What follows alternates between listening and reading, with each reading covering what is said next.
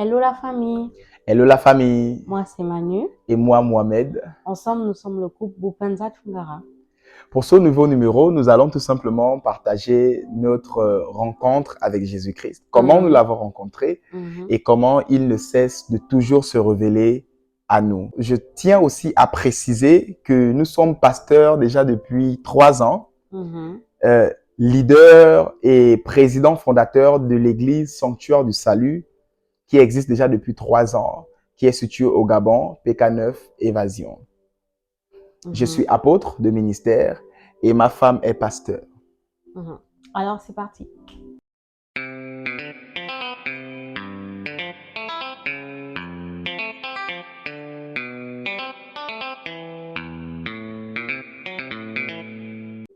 Alors, ce soir, on va commencer par ton témoignage, Mohamed.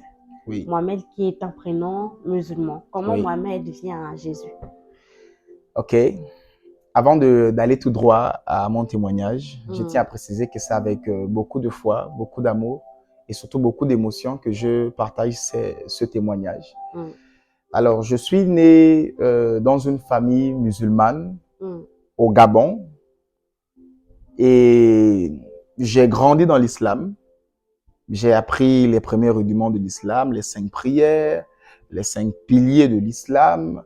J'ai fait pendant quelques semaines l'école coranique, peut-être pas beaucoup, parce qu'il frappait durement là-bas. Et voilà. Donc, dans un concours de circonstances, ma mère qui est gabonaise et mon père qui est ivoirien, malien, nous nous sommes retrouvés au Mali. Nous sommes retrouvés au Mali. Papa est resté au Gabon afin de bosser. Et nous sommes tous partis, maman et mes frères et sœurs, Et là, au Mali. tu devais avoir quel âge? Exactement 3 ans. Je devais avoir 3 ans quand nous avons quitté le Gabon, ma terre de naissance. Et nous sommes allés au Mali en 2003. Arrivé au Mali, tout se passe bien, toujours musulman, toute la famille est musulmane. Et dans un concours de circonstances, en 2010, on se retrouve à Abidjan parce qu'il fallait se rapprocher de l'ambassade. Il n'y avait pas d'ambassade du Gabon à ce moment précis au Mali. Et arrivé à Abidjan, nous avons fait, je crois, 6 mois, 5 mois comme ça à Abidjan, si j'ai bonne mémoire. Sinon, je crois 3. Et nous avons rencontré une famille chrétienne d'une maman qui était diaconesse dans l'église Chapelle des Vainqueurs à Abidjan, que je salue au passage. Et elle avait une loi dans sa maison.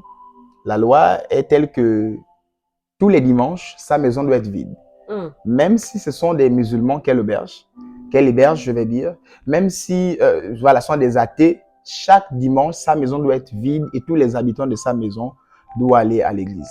Et cela m'a beaucoup marqué au départ. Je disais, oh, mais c'est un peu dur comme restriction et tout. Bon, nous sommes allés à l'église 1 fois, 2 fois. Très vite, j'ai aimé parce que je connais le système de la mosquée, je connais comment ça se passe. Mais dans l'église, il y a vraiment beaucoup plus de liberté dans ce sens. Voilà, beaucoup plus d'amour dégagé et de manifestation. Parce que déjà, à l'islam, j'ai été formé à la prière, c'est une répétition. Voilà, tu t'exprimes pas ouvertement envers Dieu, mais tu répètes des sourates. Tu pries avec les prières des autres, tu pries avec ce qui est écrit. Alors, facilement, la première chose qui m'a marqué, c'est l'amour qui était dégagé, la charité qui était dégagée, et puis la présence particulière qui était là lorsqu'on priait. Je pouvais être très sensible, d'où on dit généralement les enfants sont sensibles à la présence de Dieu. D'accord. Voilà. Et là encore, tu devais avoir quel âge? Et là, je devais avoir un peu plus de 10 ans, 11 ans par là, 10 ans. 10 ans, 11 ans par là. Et du coup, nous avons fini notre procédure à l'ambassade du Gabon à Abidjan, et nous nous sommes retrouvés nous sommes revenus sur Libreville. Voilà. Arrivé sur Libreville, ma maman, déjà arrivé sur Libreville très vite, on cherche d'abord à stabiliser les situations et avec la famille. Du coup, maman fait un songe où un ange l'apparaît. Et dans ce songe, elle cherche à fuir. Je ne vais jamais oublier le jour où elle m'a raconté cela. Elle s'est réveillée avec une grande frayeur. Et elle m'a dit, j'ai vu un ange qui m'est apparu et je voulais fuir dans la maison. Il m'a dit, ne fuis pas. Je suis venu pour te dire, depuis que tu es revenu au Gabon, tu ne pars plus à l'église comme Abidjan et il te faut trouver une église. Moi, je vais te conduire. Lève-toi tôt le matin. Quand tu te réveilles, je vais te conduire à une église. Donc, l'église à Abidjan avait déjà marqué aussi maman. Exactement. Dans l'islam. Qui était dans l'islam. Mais déjà, précisé pour maman, elle était d'abord chrétienne, mais dans le mariage, parce que c'est marié avec un musulman, bon, par amour et par conviction, je crois aussi, elle s'est convertie à l'islam. Donc, quand elle revient, on est revenu au Gabon, le Seigneur lui parle de cela, qu'il faut retrouver la première maison et même la maison qu'elle fréquentait, qui est la présence de Dieu, qui est l'église. En gros, cette dictature ou cet ordre-là que cette dame avait à Abidjan était comme un avantage pour vous, parce que ça avait déjà sémé quelque chose en Exactement. Et j'ouvre cette parenthèse, si tu me permets, afin de dire à tous les parents, tous ceux qui ont autorité sur des enfants, sur des petits frères, des petites sœurs, chefs de famille, usez de votre autorité afin de mettre des règles qui vont pousser tous ceux qui sont en dessous de vous à suivre la personne de Jésus. Moi, personnellement, c'est cette restriction. Parce que je partais par contrainte et dans cette contrainte, il y a eu une révélation et un engagement personnel envers la personne de Jésus-Christ. Ouais.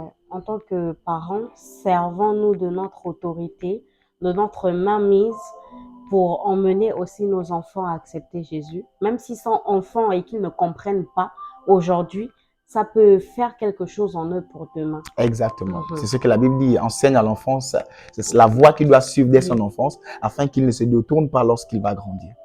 Amen. Alors, nous revenons à maman. Elle te raconte son songe. Et très tôt le matin, elle se lève, elle me raconte et seule, elle va chercher l'église que l'ange l'a montré. Wow. Et effectivement, elle ne connaissait pas parce qu'elle avait perdu les repères de Libreville. De 2003 à 2010, Libreville avait changé. On vient retrouver l'échangeur de Nzayon alors que c'était un feu rouge. Vraiment, Libreville avait totalement changé. Et du coup, elle conduit par le Saint-Esprit, l'église qu'elle a trouvée était à des kilomètres de la maison. Wow. J'ai dit à des kilomètres de la maison. Et à pied, elle a commencé à marcher et elle est arrivée à l'église. Et le Seigneur lui a, l'église qu'elle a vue dans le songe, et l'ange lui a attesté que c'est cette église, tu vas y demeurer. Alléluia. Et automatiquement, le dimanche qui suit, je vais avec elle à l'église et c'était fantastique. C'était phénoménal. Et dans cette église, c'est dans cette église que nous avons fait nos premiers pas dans le Seigneur, notre première communauté. Particulièrement avec moi, j'ai pas connu multiples églises. Voilà, honnêtement, avec moi, j'ai pas connu 3, 4, 5 églises. Non, non, non.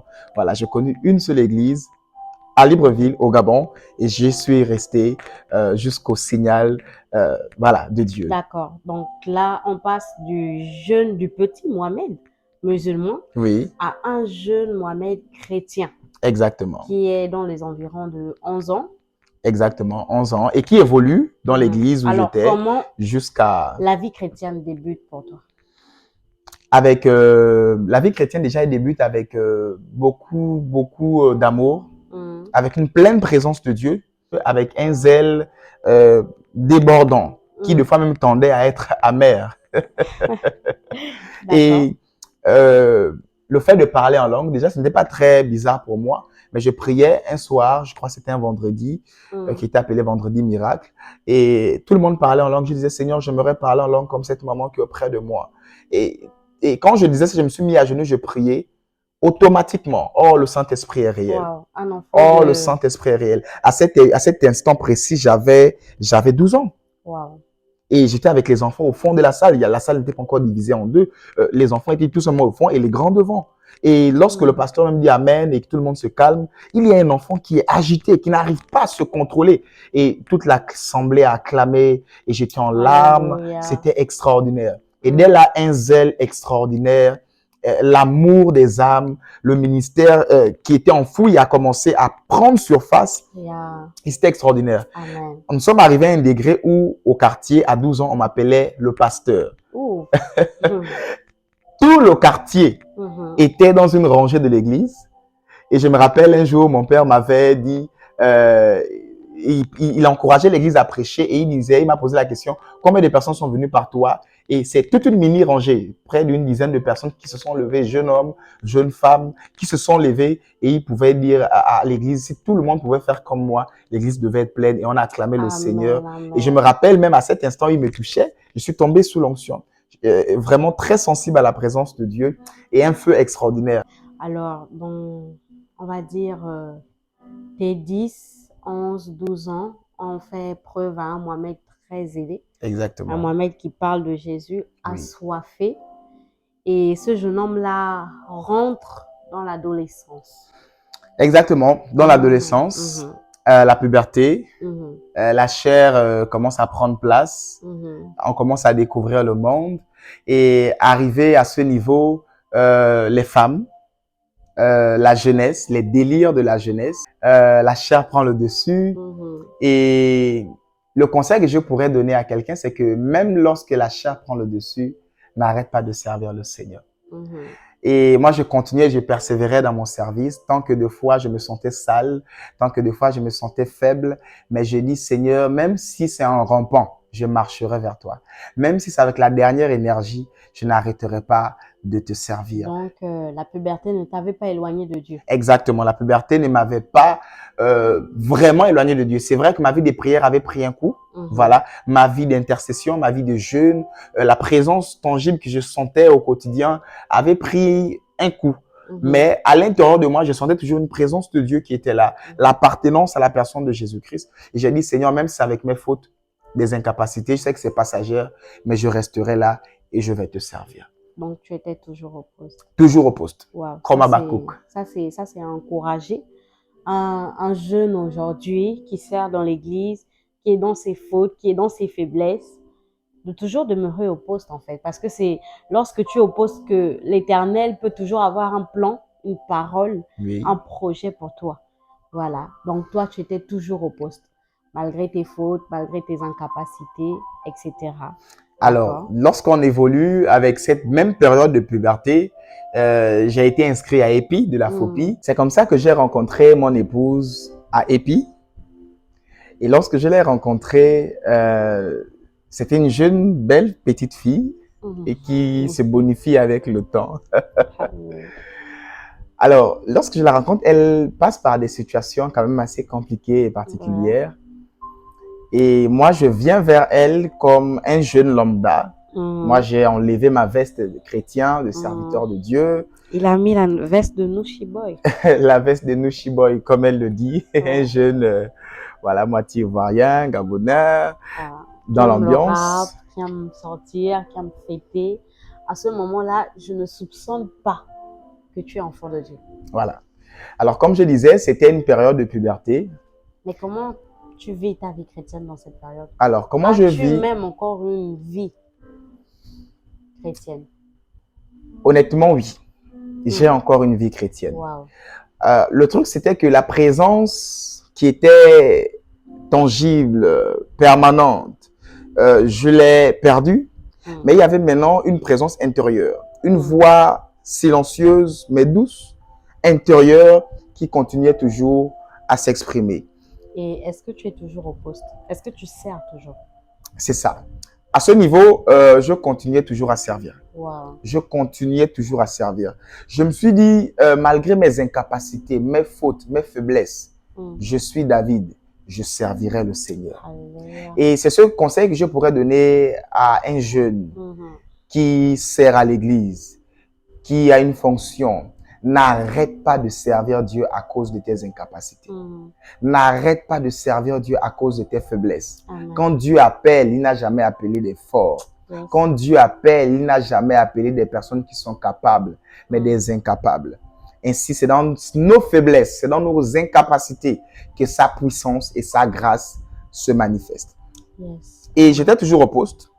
Et je me suis rendu compte, lorsque j'ai rencontré mon épouse, qui traversait des situations assez compliquées, particulières, que la veste chrétienne que j'ai enlevée, à vrai dire, c'est ce qui est la solution à son problème.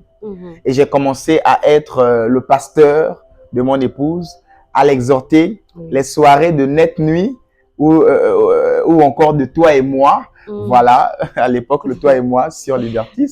Et toutes ces choses se sont transformées en soirées de prière, en journées d'études bibliques.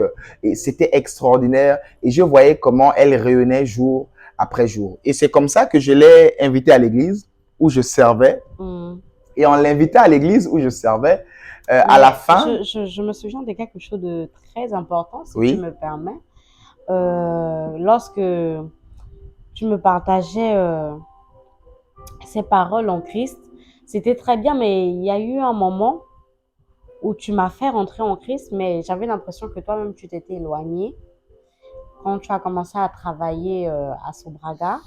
Ah oui, ah oui. Et maman même priait Ah oui, pour toi et c'est elle vrai. t'avait dit que Dieu l'avait dit quelque chose. Oui, Dieu l'avait dit ce fameux quelque chose, que j'étais à la terrasse, c'est ça. Mon fils est à la terrasse, laisse-le, il est avec moi. Oh, c'est extraordinaire, c'est important d'avoir une mère qui prie pour toi. Et le Seigneur lui dit, laisse-le, mon fils est à la terrasse. Il n'est pas hors de la maison. Beaucoup. Elle s'inquiétait beaucoup parce qu'elle me voyait de moins en moins avec la Bible, de moins en moins à écouter même les louanges, de moins en moins avec des frères et des sœurs dans le Seigneur. C'était maintenant des amis païens, des condisciples de classe, alors que à cette époque, je jouais au football à Mounana, j'étais gardien en cadet et en minime. Donc, vraiment avec des païens, tout ça, elle s'inquiétait. Et le Seigneur lui dit, laisse mon fils, il est avec moi à la terrasse. Il n'est pas hors de la maison, mais il est à la terrasse. La terrasse fait partie de la maison, tant bien même qu'elle est hors du salon et des pièces. Comme ça, Dieu peut être avec nous, même à la terrasse. Même à la terrasse, Dieu peut être avec toi. Même lorsque nous sommes dehors, il est là. Même à la terrasse, Dieu est avec toi. Alors, c'est comme ça que j'étais beaucoup pris par le travail. J'étais beaucoup pris par toutes ces choses, la vie séculière. Et je me battais. Je dirais à un jeune, même si tu n'as pas eu la capacité de beaucoup étudier, ou encore ce qu'on appelle au Gabon des placements, j'ai pas ton temps pour prendre mon dossier, j'ai pas un grand frère pour me propulser. Il y a le plus grand propulseur, le plus grand des grands frères qui s'appelle Jésus-Christ. Et je vais dire à quelqu'un, bats-toi, lève-toi, sois éclairé car ta lumière arrive. Et c'est ce sens, je pense quand même c'est dans mes origines, côté ouest africain, des battants, des personnes qui ne se laissent pas faire. Et dans cela, nous avons travaillé, mais surtout avec la grâce de Dieu. Parce que je crois que le travail est bien, le travail n'est pas aussi suffisant. Il y en a qui travaillent, mais qui terminent pauvres. Il y en a qui travaillent, mais qui n'arrivent même pas à avoir un bout de pain. Et du coup, je dirais à quelqu'un, travaille, mais compte sur la grâce de Dieu. Amen. Travaille, mais recommande tout ce que tu entreprends avec tes mains à la grâce de Dieu. Amen. Ainsi, c'est comme ça que j'invite mon épouse, à l'époque, ma petite amie, à l'église. Et lorsque je l'invite à l'église, pour la toute première fois, à la fin, les nouveaux se lèvent et on recommande chaque nouvelle personne à un ancien qui doit se charger de suivre l'âme. Et bizarrement, lorsque le responsable du suivi m'appelle et me dit bon, tu vas suivre cette jeune dame. Personne ne savait qu'elle était venue par moi. Personne ne savait qu'elle et moi cheminaient déjà ensemble.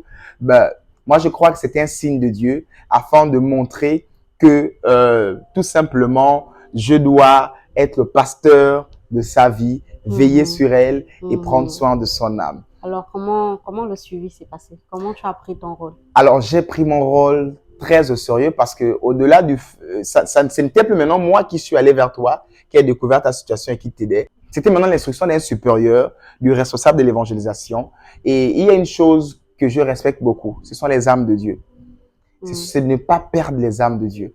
Et à cause de cette crainte, je me suis mis à, comme ça, prendre soin de mon épouse, prendre soin de son âme, prier pour elle, jeûner pour elle. Et je tiens à préciser que c'est avec moi qu'elle a été baptisée du Saint-Esprit.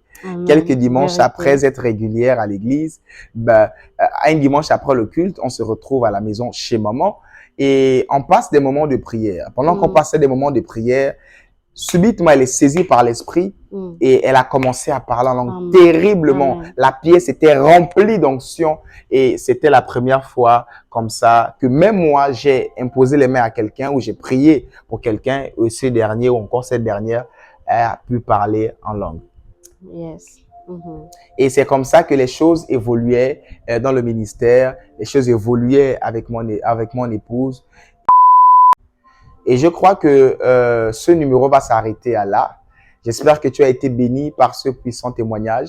Je vais tout simplement conclure en disant à un jeune homme, à une jeune femme, à une jeune fille, que n'arrête pas de servir malgré tes incapacités. C'est vrai, le diable vient tant nous dire que nous sommes sales, prends le temps de te remettre, de te laver. Mais je veux dire à quelqu'un, si le savon existe, c'est pour se laver, c'est pour les sales. Et si l'église existe, c'est pour des personnes qui se sentent sales. Donc, tu as encore 2 fois plus des raisons d'aller dans la présence de Dieu parce que tu te sens sale, de le servir parce que tu te sens comme en incapacité. Et moi, je pense que aujourd'hui, ton témoignage est un fort témoignage parce que aujourd'hui, tu es pasteur, tu es un homme de Dieu, tu es un chef d'entreprise, Oui. de ta propre entreprise. Oui. Tu es père de famille, tu es marié. C'est totalement à féliciter à un âge si jeune. Merci. Avec le parcours que tu as eu des faiblesses, tu as eu des fautes, mais malgré ça, tu as demeuré au poste. Tu n'as pas cessé de servir malgré tes incapacités, malgré le manque de la vie de prière que tu avais perdu, malgré tout ça, tu as demeuré vraiment au poste. Je crois que la deuxième partie de ton témoignage va énormément nous bénir. Comment tu vas nous expliquer comment tu es rentré dans le ministère aussitôt parce que le Seigneur a fait vite les choses avec toi. Exactement. Voilà, je crois que ça va bénir encore la vie d'un jeune. Ce numéro t'a plu? N'hésite pas de t'abonner, d'activer la cloche de notification, de dire ce que tu as pensé de cette vidéo. Et je crois que ça va nous encourager à poursuivre ce témoignage sur l'entrepreneuriat, sur le ministère, sur le mariage et sur tout ce qui suivra. Merci encore. Que Dieu vous bénisse. Bisous chez vous. Au revoir la famille. Paix et grâce.